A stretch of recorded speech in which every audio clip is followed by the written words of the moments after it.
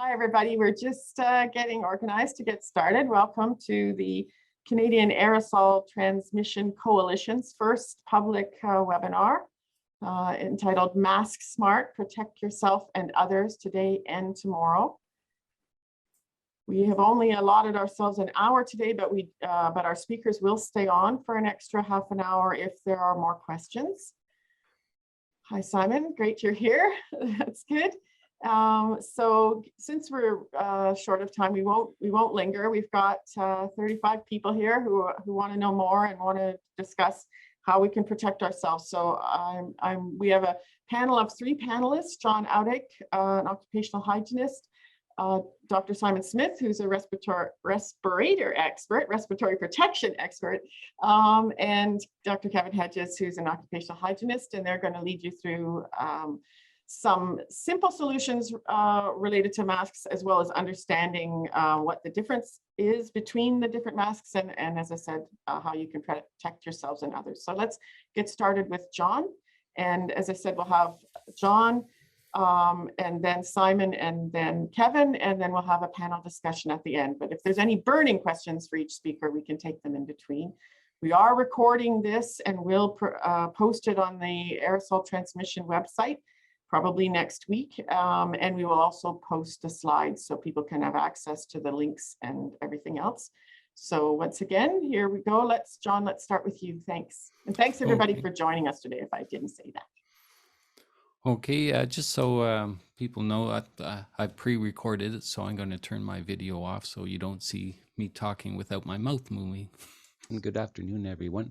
We're going to talk about how to clear the air before it gets into your lungs so that you don't breathe in not only COVID-19, but any other type of hazard.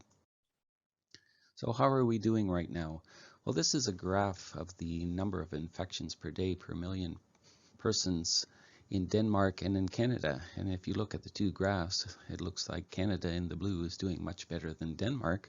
However, there's quite a difference in our testing strategies. We're not really testing people who we think are infected anymore, whereas Denmark still is. If we compare deaths per day instead of infections per day, we get a better comparison between the 2 countries.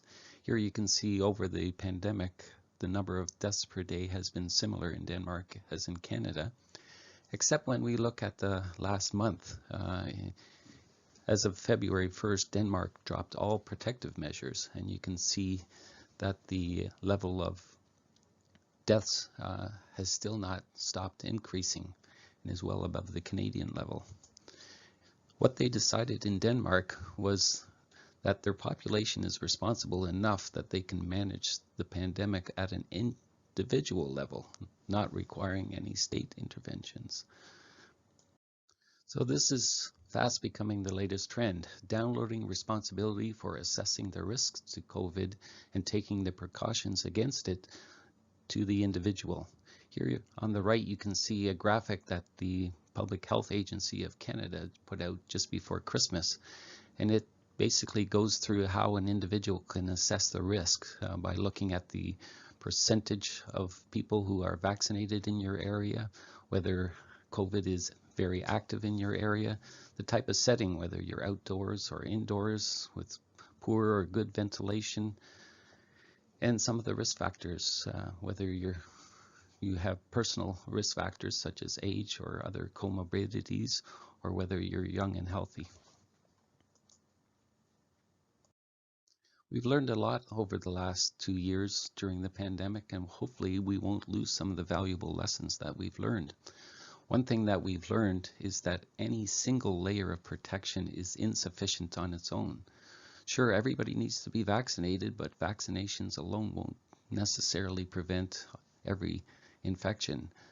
It will prevent serious disease. At the group level, we need to test. We need to group people into bubbles. We need to reroute, reschedule. At the organizational level, we need to buildings that are well ventilated with good filtering and good cleaning practices. Different economic sectors need specific and unique practices, and at the societal level, we're very concerned about what proportion of the population is vaccinated, what proportion is using masks, what proportion is doing work from home. We need every layer to make protection better. Looking back into our experience with SARS-1 and H1N1 in 2009, there were a number of studies that showed that airborne protections help. Here's a quote from a study done in 2004. When we compared the use of N95s to the use of surgical masks, the relative SARS risk associated with the N95 was half that for the surgical mask.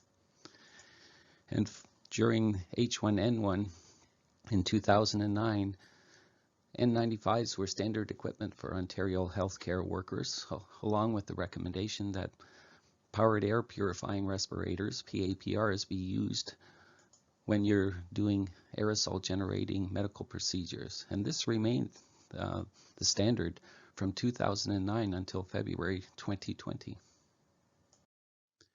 And since that time, there were a number of researchers who have been warning us that we need to think about the airborne route of transmission for any infectious respiratory disease. In health and safety, we've also been talking about how the air quality in schools makes a difference for absenteeism levels due to infectious diseases. Not only that, better air quality makes for better student performance in school.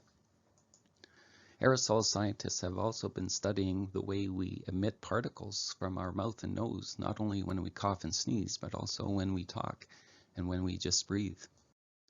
I think this is one of the best visuals that shows what happens when we talk, sneeze, cough, breathe. The green lines are the droplet particles, and you can see that they shoot out in a ballistic way and then drop to the ground. But the red cloud is also a puff that comes out, and this plume is not heavy enough to fall to the ground, so it gets picked up by the air currents and distributed through the room. This is a slide I presented back in October 2020, and we were talking about masking. And first of all, I wanted to recognize that distancing and staying at home were the two things that leveled the curve for the first wave. When it came to masking, depending on the level of community risk, if the risk is low, wearing a mask is kind of a symbolic thing. It's a sign of solidarity. We're all in this together. At the medium risk, it becomes etiquette and source control. You keep the emissions from your nose and your mouth to yourself.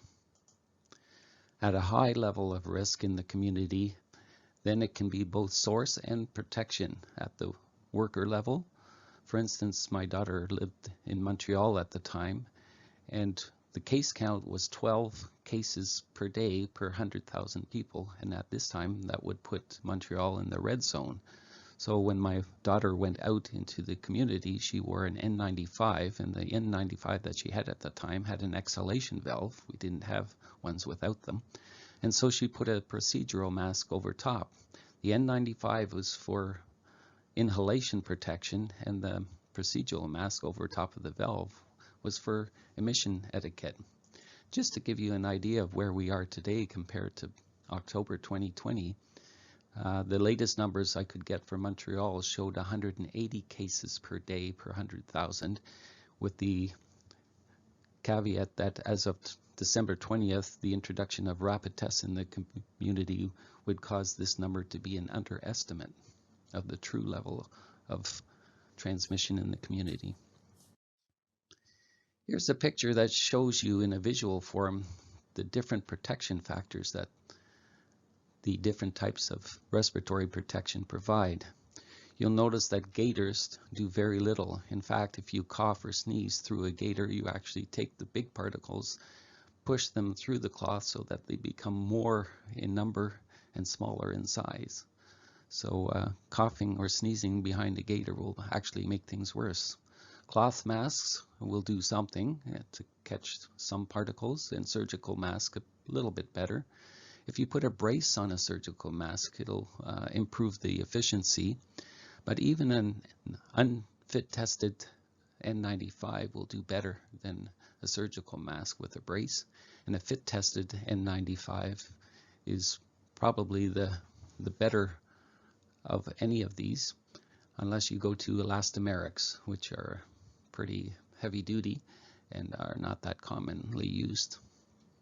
But really, it only works right if the fit is tight, and getting the fit tight is what's most important. And Simon Smith will talk about that in the next presentation. One of the examples of the use of protective equipment past a pandemic is actually during the convoy protest in Ottawa. The diesel fumes in that area were enormous because of all these idling trucks. And here's a news item that talks about different effects that could have. The CBC actually got a meter to measure the particulate with 2.5 micron diameter, and what they measured was 14 times higher than the average for Ottawa. And if you compare it to the standards, here you see green, yellow, red, orange, and the levels were beyond the red zone, and therefore people who have respiratory problems such as asthma or COPD should be advised to wear an N95 mask to stop the particulate. It should be noted that a surgical mask will not do sufficient protection for such levels. This past summer, we had a lot of particulate in the form of smoke from forest fires in Ontario and also out west. Here is some advice from British Columbia about wearing N95s during wildfire smoke episodes. One of the other recommendations during wildfire smoke episodes was to run an air purifier inside your home. And here Jeffrey Siegel, who's an expert in filtering air, shows the reporter how to build your own filter. And it uses a box fan with a MERV 11 filter taped onto the front of it. And when he compared it to the other types of filters that were available for sale for much higher price, the box fan with the MERV 11 filter did very good compared to the others. And there's been some improvements. If you've heard of the Corsi Rosenthal box, where they put 4 or 5 filters in a box taped onto the box fan, and it seems to work even better. So just to give you an idea what MERV means compared to masks, a gaiter mask is anywhere from a MERV 1 to a MERV 4, a cloth mask MERV 5 to 7. A surgical mask is MERV 8 to 10, and just so you know, a MERV 8 is what we used to use before the pandemic in most HVAC systems in buildings. An N95 respirator is a MERV 13 to 15, and an N99 respirator is the equivalent to a HEPA or a MERV 16 to 18 filter. Now, if you're using an N95 that has a valve on it, when you're inhaling, it's equivalent to a MERV 13 to 15, but when you're exhaling, you're equivalent to a surgical mask. Now, learning to use masks is really a life skill in this post-pandemic period, because we have all kinds of things that we need to protect our lungs from. They're good for respiratory infectious disease outbreaks. They're good for wildfire smoke. They're good for bad air days when the PM 2.5 air pollution counts are high. And any workplace that has a dust problem, workers need to know how to use an N95, and also doing dusty work around the house. You need to be able to protect yourself from any particulate that's bad for your lungs. Thank you. Thanks a lot, John. You made yourself fit into the time by speeding up your voice. It was great.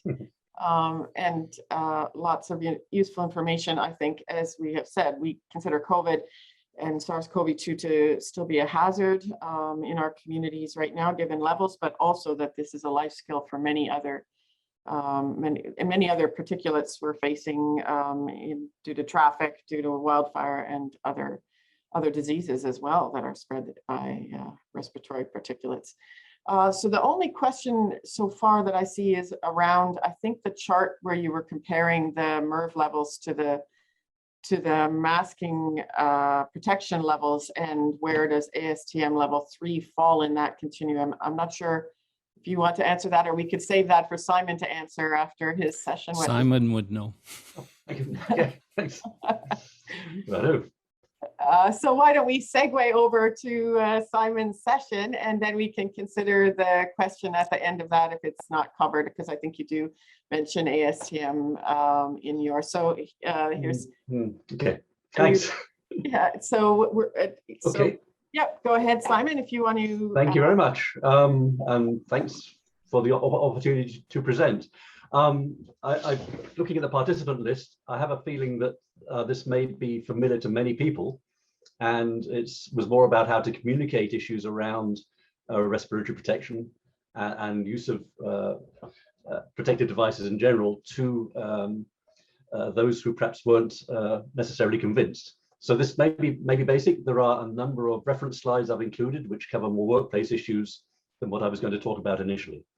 But thinking really about masks, it is an unfortunate catch-all term that in the public eye, masks can mean simple face coverings or surgical masks, going to filtering face piece type respirators, but masks also take us way on to the sort of face pieces used in industry or even for firefighting. We call all of these things masks. Of course, we give them different terms, from face coverings, surgical masks, and then, as you see, some full face piece of different kinds. Within this range, there are certain ones that are termed respirators, where there is an independent certification system, NIOSH we've heard of, European, Chinese standards, and so on, that verify the capabilities of these independent from the manufacturer. And so those are the ones that would be available for use in workplaces, and they have to meet defined levels of performance. Surgical masks and medical masks do have some levels, but they don't apply to all of the types. And there are emerging standards for face coverings, but they are not really being well applied. I won't harp on this slide. This is just some reference terms. And so just to pick out N95, we have heard talk about people using N95s, mandating N95s and so on. Really, N95 is a test level. It's a performance standard, it's not a product, but it's become so widely associated with filtering face pieces that is the way the terminology is now adopted. When we talk about N95s, we are only covering products initially for workplace use, and certainly only for adults to wear. And so be aware if a company is claiming it has a child N95, that's actually not going to be an approved product. And because of issues over fit, NIOSH has adopted a policy of not approving anything with ear loops. So again, N95 would not apply to an ear loop type product. We have KN95s from Chinese standard, and soon we're going to be having a Canadian standard products approved, where we'll see some additional information associated with N95s indicating the breathability. Following on from what John had mentioned on COVID spread, we have, as he had shown there, the plume of particles coming out from somebody exhaling. We had a lot of I guess, discussion over the mode of transmission early on, and that term droplet transmission predominated, where it was assumed that large particles were expelled that fell out of the air in a short distance. And that led then to the presumption that the protection could be something that simply stopped direct impact by that kind of particle.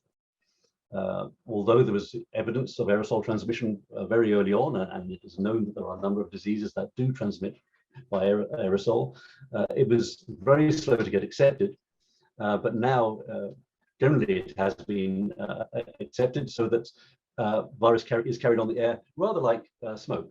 Means it can travel distances and round corners and through gaps, and even remain in a room after someone has left, like cigarette smoke. So the idea that a simple face covering is going to protect you has to be changed, and that well-fitting and highly capable filters are needed to protect against this type of plume. When it comes to masks, I'm afraid this is going to be rather basic, but I hope it is a good way to communicate it to people. The 3 Fs, which I wish I had copyrighted when I think it was first brought out, but filtration, fit, and function are the important things. But to those people who may wonder what that means, think of sourcing a face covering like buying a bicycle helmet for your child. You don't, when you're going to buy something protective for your child, you don't go out and pick the first one you see just because it looks good. You do want to check out a few things. Will it protect? Will it fit? And does it interfere with anything they need to do while riding a bike? And so the same goes for a face covering. You want all of those features. In the case of a bike helmet, is it going to protect the head. For a filter, you want to make sure that it's going to be capable of efficiency of filtration that is going to provide adequate protection.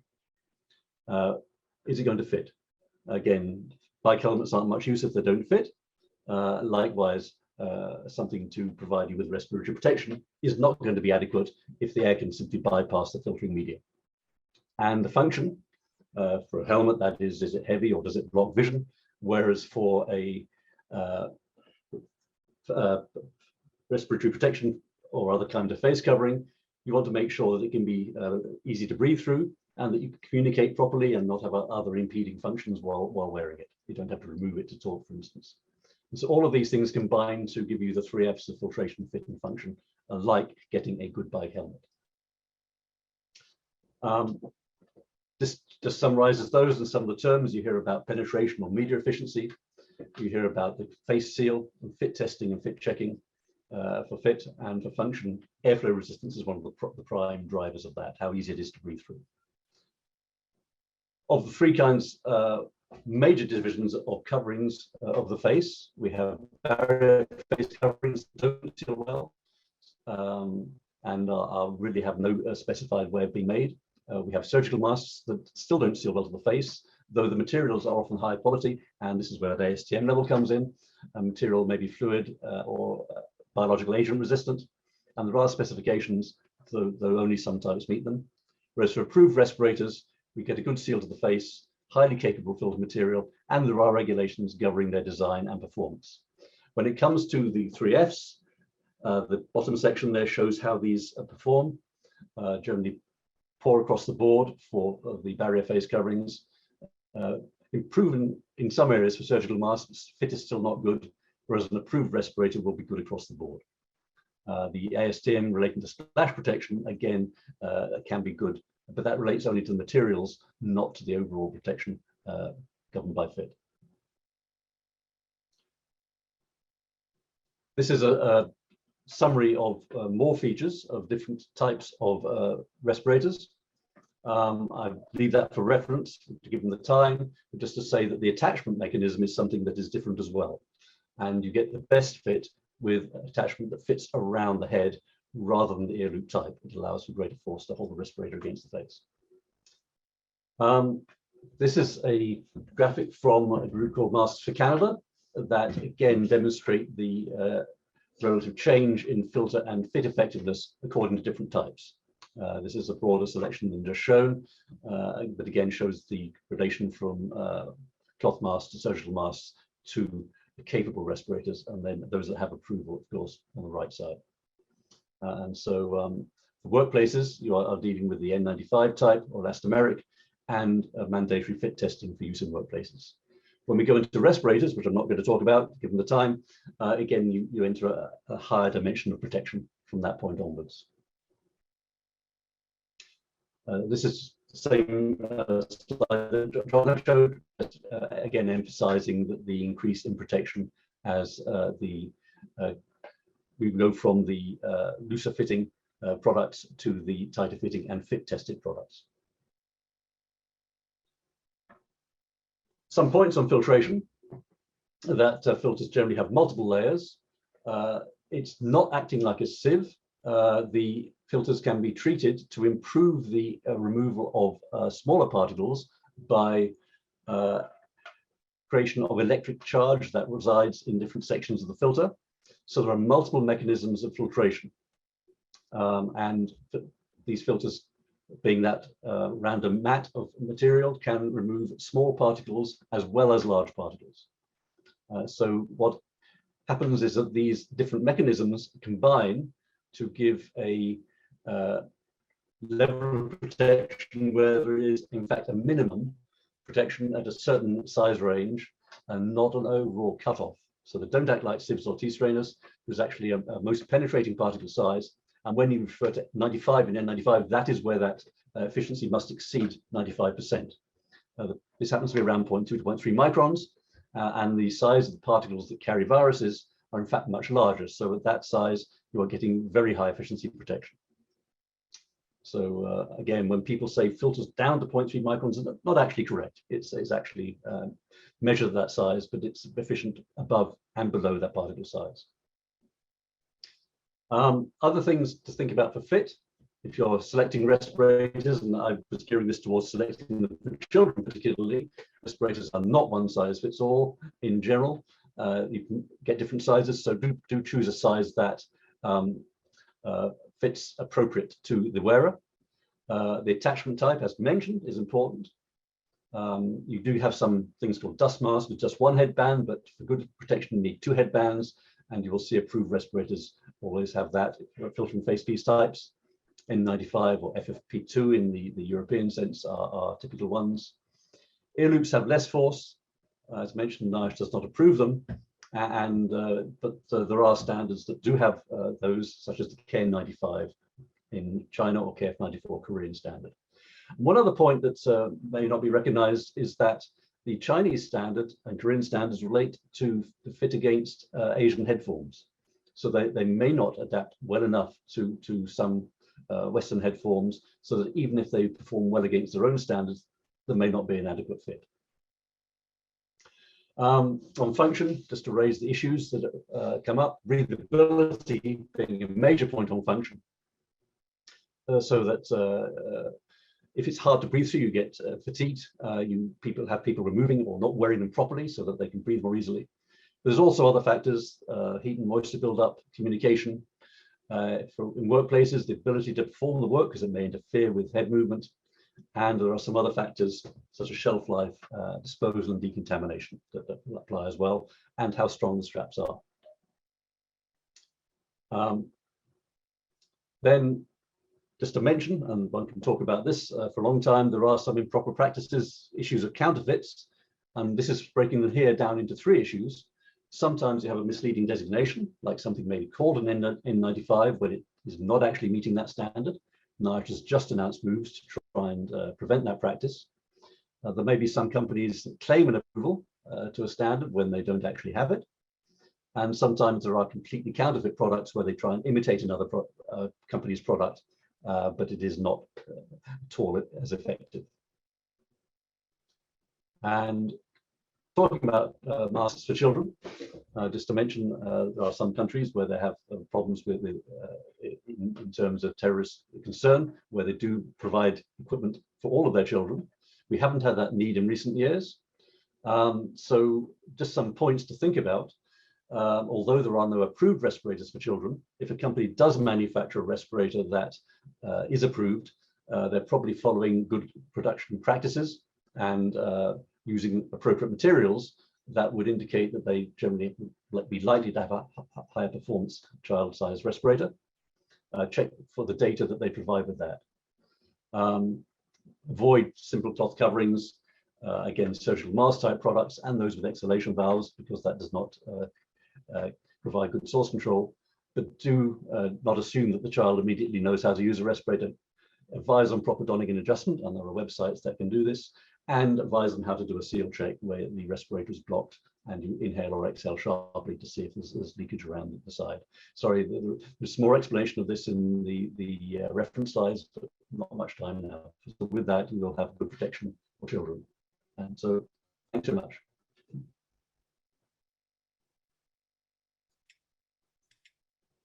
Thanks a lot, Simon. You covered a lot of information there. Sorry, yes. And no, it's great, and I do appreciate that you have also included more detailed references in the slide deck, which we will try and get posted today or tomorrow on the Aerosol Coalition website, yes. Which Thanks. I will put in the chat again. We do have a number of questions, but I'm thinking maybe, Kevin, we should probably do your session and then they'll run continuously in the video, and then we can do the discussion at the end if that's okay with everybody. I think that the ASTM question was covered in your drawing in terms of that's a type of surgical mask, but we may want to go into more detail after Kevin goes. So Kevin's going to talk about closing the gaps, other practical precautions we can take in the face of Omicron and other particulates. Thanks, Kevin. Thanks, Val and everybody. Can you see my slides? Yep, they look good. Okay, so I just want to talk about Mask Smart and close the gaps. And I've just provided some hyperlinks there to Workplace Health Without Borders, Mask for Canada, and also the Occupational Health Clinics for Ontario workers. I just did a screenshot of this Twitter feed from Teresa Tam, and she's sort of saying, if you're like me, there is so much to do in a day that you haven't updated your profile pic in some time, but in real life, you've upped your mask game. So I just want everyone to look at the mask that Teresa Tam's wearing there. And also, I just came across some Twitter feeds from Dr. Kimberly Prather, who's an atmospheric scientist from the University of California. And she says, and this is recent, this was the February the 28th, so I plan to continue to wear an N95 indoors in public places until case counts go down. And she also says, I will likely wear one during the winters for all future years. Asian countries have gotten this right. I have not had a cold or flu in over 2 years, quite nice. And also Dr. Thomas Pigott, who's a medical officer of health, Peterborough, I believe. He's just got, I biked to work yesterday with my mask on, no issues, no bad vibes, uphill both ways. It was ready to protect when I got in the door. So please, folks, recognize masks, protect yourself, but also people more vulnerable around you. You may not even know people around you are more vulnerable to severe COVID. There aren't name tags that say people are medically at risk, immunocompromised, elderly, or unvaccinated. So, and just an op-ed there, you know, we haven't seen the last of the coronavirus. You know, we don't know what's around the corner. There's a lot more detail here in the fact sheet, but it's all, the fact sheet is provided through Occupational Health Clinics for Ontario workers, where all workers need adequate airborne protection. But what we're doing is we're translating the science from workers now to the public. So we're really promoting the public consider wearing filtering face piece respirators as well. That's the infographic that Simon showed to show the increased efficacy of the different kinds of face coverings, leading right up to elastomeric respirators. Obviously, they're going to be a lot more cost effective, and some people are actually wearing elastomeric respirators in the public now. I've just provided some useful hyperlinks that you might want to share. So OCAL has some very good infographics there that, you know, provide good visuals of different levels of protection. Also, you know, I haven't really got any time, but if you want to see a very good demonstration of how to put on a respirator, Dr. Jen McDonald, who provided a presentation through Protect Our Province in Alberta, does a good demonstration. I just providing a couple of pieces of evidence, and this is a recent paper set in California, and it's looking at the effectiveness of face mask or respirator use in indoor public settings. So you can see that a respirator has much lower odds of infection. And international expert in the area actually said that she felt this is a very good study. It's actually a case control study. So I recommend that you look at that study. And this is also a study actually in schools. And this study is from schools in Arizona. And it basically demonstrated that schools that don't have masks have a risk 3.5 times greater of infection to COVID. Basically, you know, it's really important that there's a good face fit. And this is just an infographic about how to put the respirator on properly. I won't go through all of that, but what I will do is just play a couple of videos for you. Hello everyone, today I will be showing you how to put on a mask, just like I do every day. First, you put the lid down and up, just like this. Then, you put it over your nose. The stop wire has to be over your nose. Then you put the right strap on your right ear, left strap on your left. Then you want to squeeze your nose to get the wire exactly as your nose shape. Next up, you want to put your hand over your mask and blow in and blow out. That shows if any air is getting in or getting out, like this.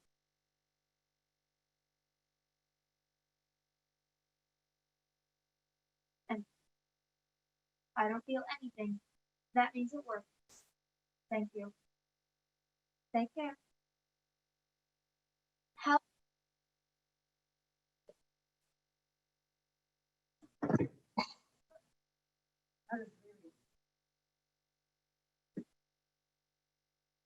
Hi, I'm going to teach yoga in a few minutes, and before I do, I'm going to put on KAN99 respirator, and it's really easy. I'll just demo quickly how to put it on. Slide it over my head, and then I make sure one is really high. Of course, the hair gets in the way, and then sure it's snug on the bottom. Pinch the nose. Breathe in deeply. And then there you go. It's a pretty good fit. Make sure everything's nice and tight and how air is coming in. And now I can teach yoga, and I can really do a lot of physical exercise. Up and down and in and then jump back. And there we go. So anybody can do it. Hi. So just the last slide here, it's just an infographic that talks about, you know, the different things that we need to look at. So I guess we have covered Mask Smart in this webinar, and, you know, hopefully we've given you some leads into what's good practice. And the next thing we actually want to do, as part of the coalition, I'm an occupational hygienist with the, also I'm a board member of Workplace Health Without Borders. So next Wednesday, Workplace Health Without Borders are providing information on ventilation and risk assessment for COVID prevention. And I just recommend that everybody on this call register for that. So there'll be some useful information there. So thank you, everybody. Thanks a lot, Kevin, especially your recruitment of a new actor and actors to demonstrate the donning and use of respirators during high activity or whatever. That was excellent because it showed the fit and the function, and of course the filtration by virtue of the respirators they were using. So thanks a lot. So I guess we can have all three panelists, and I set aside some of the questions, and then I'll try and keep an eye on what else has been. So the first question, and I see Christine Martin, I think, has been answering some of the questions. There's been a few questions around the ASTM3, and then also around the ASTM standards, medical mask standards, which I guess that, and whether they apply for children's masks too. I don't know, Simon, if you wanted to answer any of those questions. Okay, sure. Yes, thanks. For people not familiar with them, the ASTM standards, there's a range of them. One overarching one, ASTM F2100, that covers the criteria that are necessary, and then a few other ones it references that describe the test methods. And they set different levels, which include generally 4 factors. One is the biocompatibility with the face. One is the flammability resistance. One is bacterial penetration, and the other one is splash protection. Of those, the bacterial penetration test is much less stringent than the type of test you would, say, use for an N95 type respirator. And so, although they may do well in that test, any type of other respirator is going to be better. The ASTM level 1, 2, and 3 relate to the resistance to penetration of synthetic blood that's squirted at the respirator at different velocities. And those velocities represent different levels of human blood pressure, from 80, 120, and 160 millimeters mercury. So really, it doesn't relate so well to how the product fits, or again, it's particle protection, which is pretty much the same across the board for 1, 2, and 3. Very slightly, but no effective difference at the size of concern. So really, it shows it's manufactured to a standard and it's a good product, but again, it still has the fit issues of any surgical mask with regard to protection, and wouldn't be the top recommended item.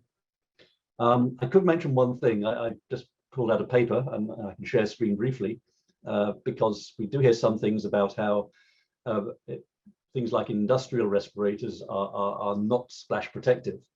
This is a paper from actually from NIOSH. The workers here are from NIOSH, and they actually checked commercially available off-the-shelf N95 type respirators and some ones that are called surgical N95, which do have that splash protection as a requirement. They actually did the test on them and to look at the differences, and the table here, and I can send a link to this or include a link in the references, shows that just about the regular ones, the N95 FFR here, there was very good protection at level 1, the 450, that's ASTM level 1. ASTM level 3, again, great majority of them protected 100%. So they could achieve the level 3 protection even without being officially certified to ASTM level 3. And interestingly, some of the surgical masks, which were supposed to be level 3, did not actually perform as well. But that's another issue. So that's just an interesting point. So the ASTM level 3 is good, but it's no guarantee that it's going to be protective. It's only related to splash protection. So hope that's useful. Thanks a lot. And I think someone did, I don't know, and again mentioned that some people find that tying a surgical, if they can't get a respirator, yeah, there are ways with to improve it. Yeah, the link to Jen's video shows making it tighter with a clip, yes, or the tying the knot and tucking in the edges. And the braces you can get for them as well. Yeah, and the rubber brace, that makes a big difference too. If you can't get a respirator, hopefully right now respirators have become more plentiful, but still getting one that fits your face and your activity can be challenging if you don't have access to a variety to try.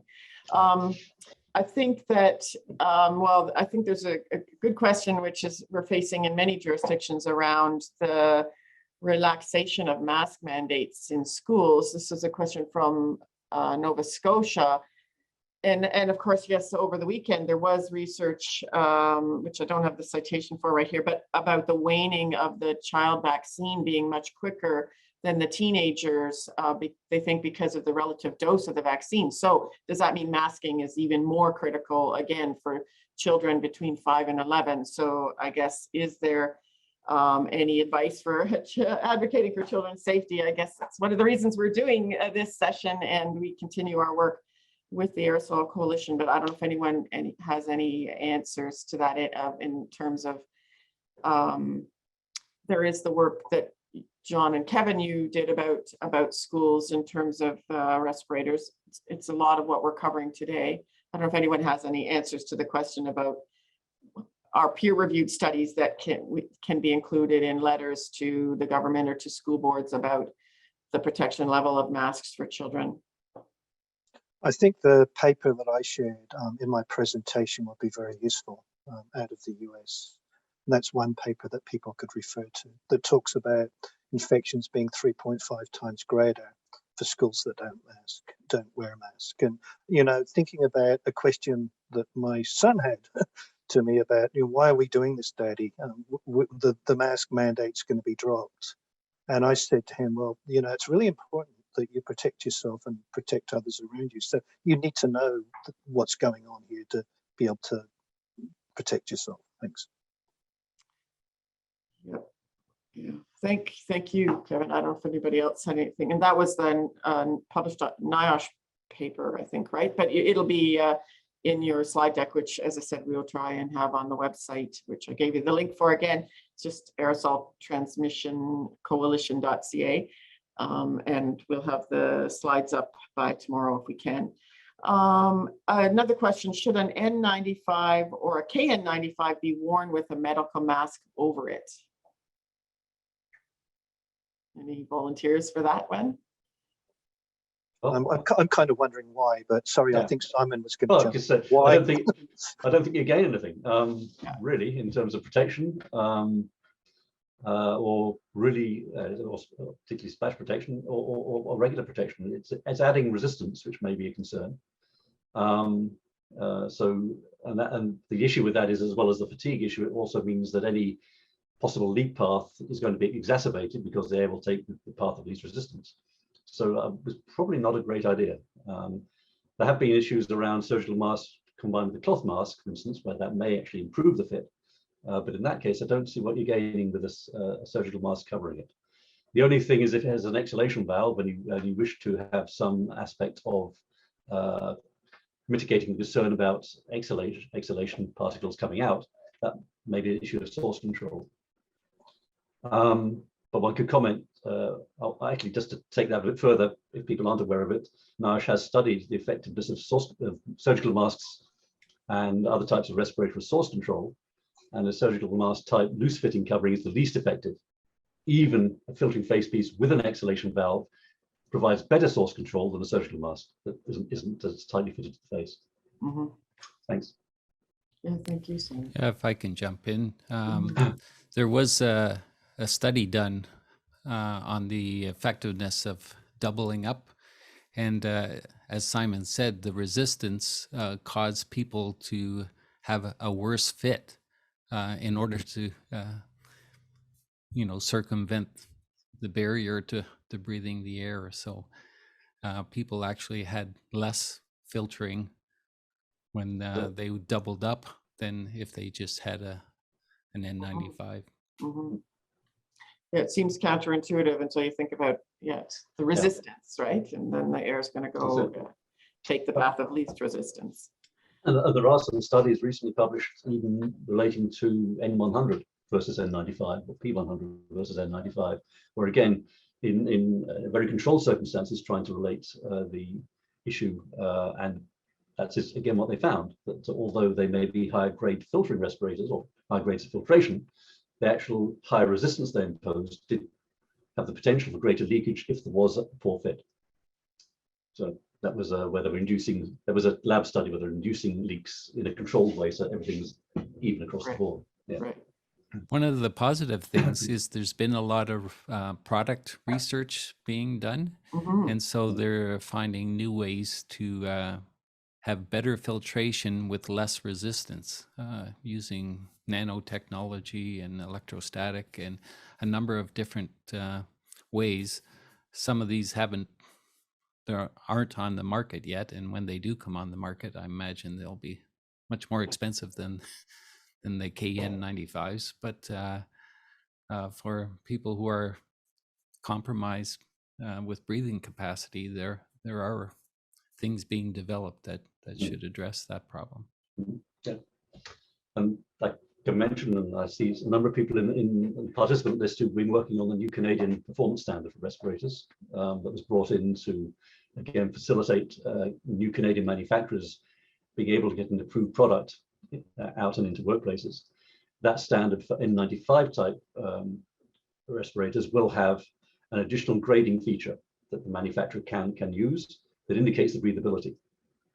So there are going to be 3 levels, and none of them exceed NIOSH. Everything's going to be within the NIOSH envelope.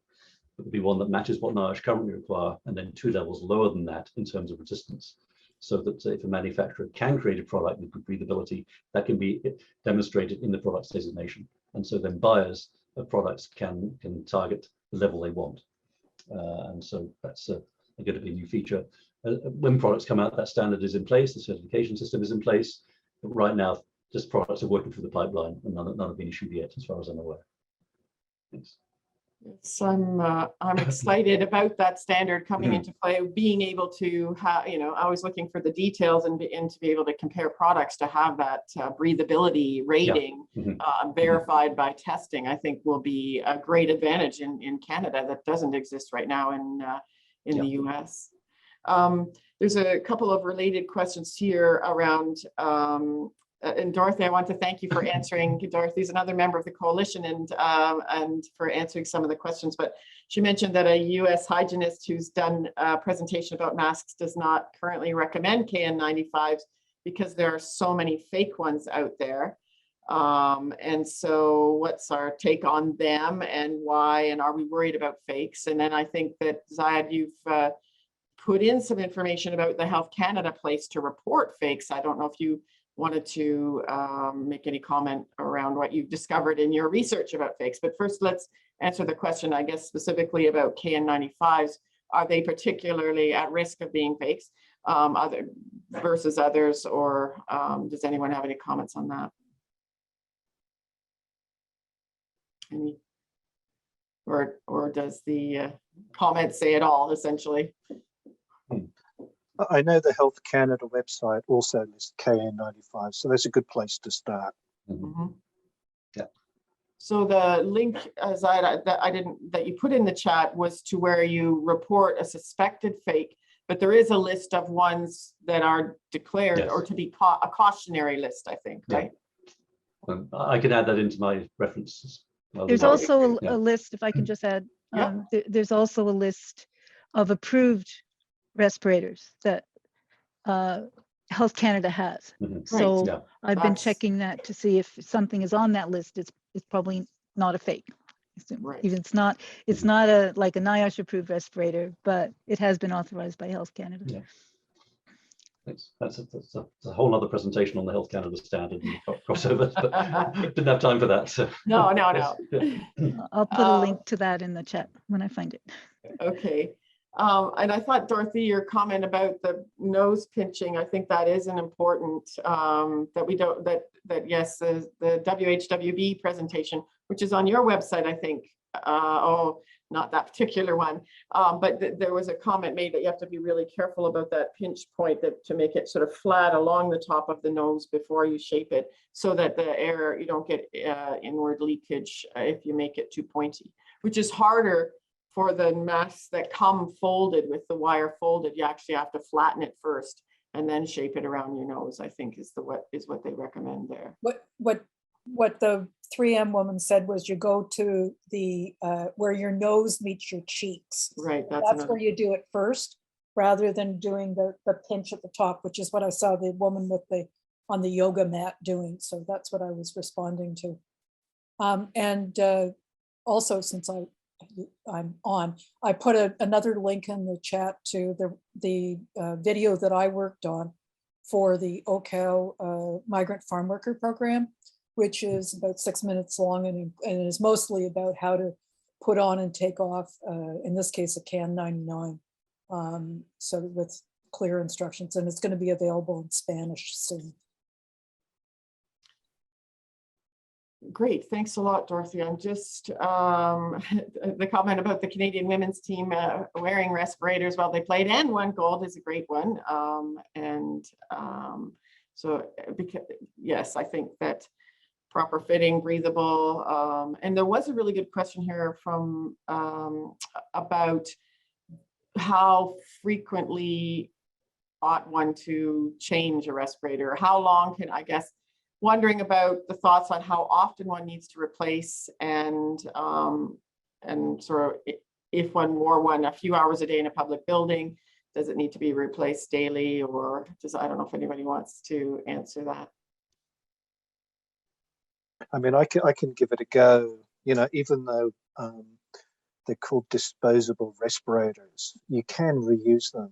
So especially in the public, you know, you're not exposed to like industrial pollution or anything like that. So, you know, typically, you know, you may sweat in it a bit, it might become moist, but once you've worn it for a day, doesn't mean that you shouldn't wear it another day.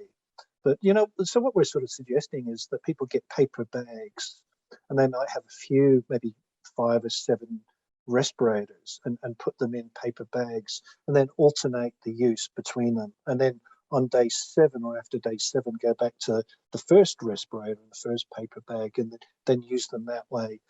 Typically what happens, the straps will go, or they'll lose their shape. So once you start feeling that they kind of lose the shape or the straps are going, it's a good time to change them. But it's really just gauging it yourself. But you can certainly use them more than one day in a row. Thank you. Yeah. And typically manufacturers will probably have information on their website as well. Any distortion, any damage or surface contamination. If you see, if they get paint on them or something like that, that sort of thing is good. Again, if you're using that sort of job, then yes, then change. I think Lawrence's comment about that we can be clear about the, advising the public to look at the box for actual cited approvals, the same way that we would look at ingredients, and then if the NIOSH logo is there or other government ratings, is certainly a first place to look. Yes. And thanks, Syed, for putting in the link to the Health Canada. And John, you've included the study about double masking. That's great. So I'm not seeing any other questions or comments. I don't know if anybody else, if I've missed any. If anyone has another question or a point of discussion. Yeah, and to just mention there's the NIOSH certified equipment list as well for US approved products. I'll put a link to that. That's another searchable field. But and they also have information on known counterfeit products on the NIOSH side as well as the Canadian ones. Right. I did have a question I forgot about the FFP2 designation, because my daughter showed me some very stylish masks she'd ordered from Mask Lab, and not, just, they seem to be respirator material, but they're, floral or whatever, but they also only had ear loops. So I was surprised. Could something be an FFP2 with ear loops? Was my question, or a real FFP2, or is that's a European designation, or is that just a description that it's a? No, it's a European designation, European standard in 149 covers FFP series 1, 2, and 3. FFP2 has efficiency of I think it's 94%, FFP3 99.9, so they correspond to N95, N100 approximately. They do have a fit test requirement within that standard. And NIOSH doesn't, in fact. That's why they sort of banned ear loops as opposed to sort of testing them. Because of the way the European standard is written, it will be possible, in principle, for an ear loop type product to obtain approval if it was good enough, it gave a good enough seal. Right. So it doesn't exclude that, but it's interesting that there have never been such products before. So it does raise the question: is it genuine, or have they co-opted that designation? But yes, generally FFP2s are used in Europe. The one difference, actually, they're tested both with sodium chloride, which is what is used for the N95 type, and also with paraffin oil, which is approximately the agent used for testing the P-class respirators and R-class respirators under NIOSH. So they do have a slightly more sophisticated testing regime in Europe. Yeah. Can I just add something to that as well? So the respirator that you saw the boy in, Cohen, in, it was actually it was a mask for kids, or a respirator for kids, but it did have ear loops.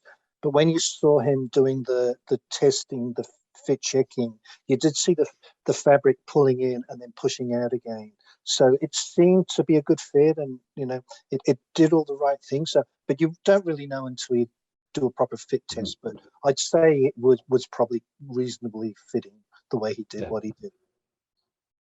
But it was a special one for children, and it was properly fitting his face, and it was smaller, so it wasn't baggy. And I guess that was the reason why he was doing jiu-jitsu and showing how well it was fitting to his face.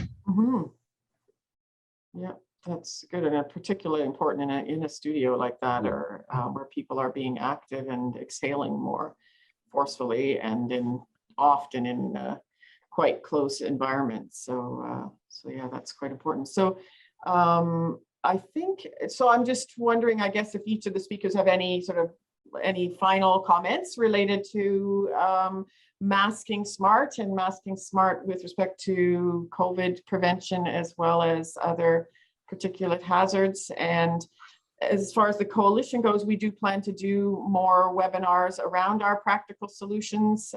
We thought in general that masking or wearing a respirator and paying attention to fit as well as filtration and function, was the most important message that everyone could do themselves.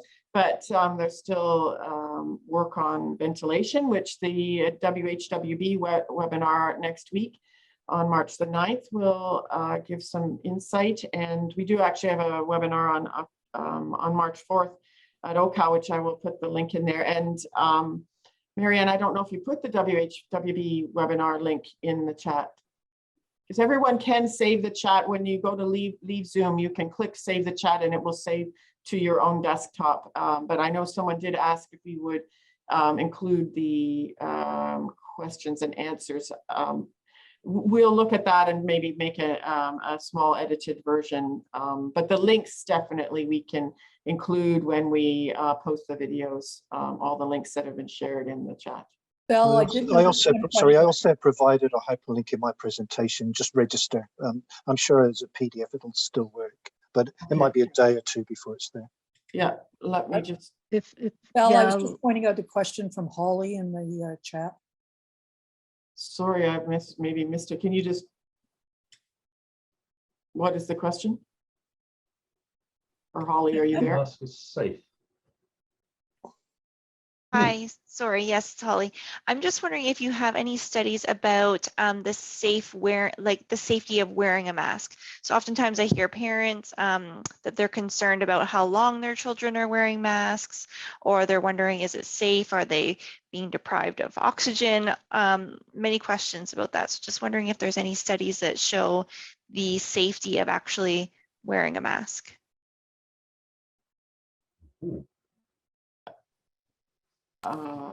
If I can jump in, that'd be great. I've looked at a lot of studies on adults, and for adults, most of the studies are shorter than an 8-hour or 10-hour or 12-hour shift. So, the literature is biased, but basically what it comes down to is they're saying if you have a healthy adult, you can detect a difference in some of the biological parameters in the body when they're wearing a respirator, an N95. However, a normal, healthy adult should be able to withstand those minor changes in the body. I would imagine that would also similarly apply to children, especially if they're not wearing N95s, but wearing surgical masks, which leak a whole lot more. And so I wouldn't be too worried if the child is healthy. If the child has a breathing issue, then yes, I would go see a doctor and see whether they are fit. In a workplace, that's one of the requirements, that if there's any question about a person's ability to wear a respirator, they need to be checked out by a physician who understands what wearing a respirator will do to the body. Is that right, Simon? Mm-hmm. Yes, medical surveillance, yes. Or medical pre-clearance is required, yes. Yeah. Thank you so much, and thank you for your extra time. Thank you. Thank you, Holly. So I don't know if anybody else has any questions or any other comments related to Masking Smart, aside from wear a mask if the best mask that you're able to, I guess, for yourselves and to protect others, and particularly in crowded situations or enclosed environments where others have been breathing, and it's protect yourself and the people that you're with, since, as we know, COVID can be asymptomatic, and there's asymptomatic transmission, so you cannot realize you're sick and give the disease to others. So yeah, I'll ask the speakers if they each have anything, sort of final comments, and then I think we'll wrap up. We are, thanks Syed for the Canadian Pediatrics comments with respect to masking. I thought NIOSH actually had a study too around that, but This was the first of what's hopefully a series with a bit more public content and a dialogue, so we can understand what concerns are out there and try to answer and address them as best we can with our volunteer expertise in the coalition. There's more information about the coalition at the website. So I'll go in order. John, did you have any sort of final comments related to your talk? Just to remind people that wearing a mask properly is this life skill, and it can help you not only during COVID, but during bad air days, at the workplace, at home, when you're creating dust and things like that. So it's a useful thing to learn. And so I encourage you to learn it. That's great. Thanks. Actually, I was reminded of the need, or that we don't understand that with respect to wood smoke. And so many people are burning wood at this time of year in their homes and opening up the chimney and, you know, loading wood in and that kind of thing. And there's a significant health risk to wood smoke, and it might not be a bad practice to wear a respirator when you open the, at least when you open the wood stove. We were just in Quebec in the middle of the winter, way out in the Laurentians, and they had a pollution warning. And the pollution was because it got really cold, and all the wood stoves, the emissions from the wood stoves, there's a thermal inversion, and they hang around the ground, and you could just see the smoke everywhere. So in Quebec, they have more air pollution bad days in the winter than in the summer because of that. Yeah. Thanks. Yes, thanks. Sorry, I forgot Zayed's question. So before I go to Simon and Kevin, maybe we'll sneak in that question around how to estimate the payback of an elastomeric respirator to a high quality disposal, I guess. Okay. Yeah, go ahead. Sure. I mean, it depends on the circumstances. Yeah. Yes, I actually did a quick presentation back at the start of the month, which included that sort of thing. So I'm just try and put up a slide on that if that's okay. Just to take a couple of minutes with that. Sure. And is that presentation possibly anywhere on the internet too that we can? It would. I think Dorothy. Yes. Yes, has got the information on that. Yes. I'll get you the YouTube. Yeah. So I'm just trying to get. That's from Manitoba. The Manitoba one. Yeah. And. Screen and full size, yeah. Well, this was more healthcare focused, or healthcare facility focused, but you can see here some assumptions around use of disposable filtering face piece type versus elastomeric and powered air purifying respirators, with some round costs, of course, but for the disposable, assuming they're $2 each, you get through 2 a day. And this is healthcare, not public use. As we've mentioned, there's a difference in change-out schedules and the sort of thing. And maybe you add a cost for disposal costs and so on, handling waste that's done on a weekly basis. For elastomerics, you have a non-consumable, that is the face piece, as well as the filter consumable. And again, there's a change-out schedule for those that is much less frequent than disposable products. And again, cleaning disposal costs. Then you consider powered air purifying respirators, where again you have a very high initial cost compared with the others, but the systems last a long time, filters last a long time as well. And so this was the sort of plot that came for one user over 10 years, with the cost going up and the time in years going across. Blue line being the disposable, and basically it's a continually incrementing cost. Elastomeric, you start with a very almost significant fee on the scale over 10 years, but a lower incrementing cost. Powered air purifying respirator starts higher up, but of course has lower incremental costs until you need to replace the thing at a certain time. There are battery costs periodic with PAPRs as well. And so really the message here, and this was for workplaces more than home, but you can see that yes, they had a higher initial cost, but you get better protection, more comfort, and overall better wear compliance, resulting in fewer infections. But even for elastomerics, those things apply. And you can see that right from the start, there is a very high improvement in cost effectiveness with using an elastomeric filter, respirator and filters, rather than disposables. and it's a message one really wants to get into some of the workplaces that have been using disposables for so long, that elastomerics offer much better cost effectiveness, and in many cases, the issues with fit are less concerning with elastomerics when they are properly maintained. So, And better for the environment. yes, true indeed. Yes, yeah. Yeah, that is true. I was actually wondering today when my husband said he didn't want to get on an airplane again unless we had a better protection when we're already wearing the KN99s. Is powered air purifying respirator, are they becoming more accessible? Are there actual like viable for the public products coming and that can be worn on an airplane? I guess that's the other Well, I'm sorry. It's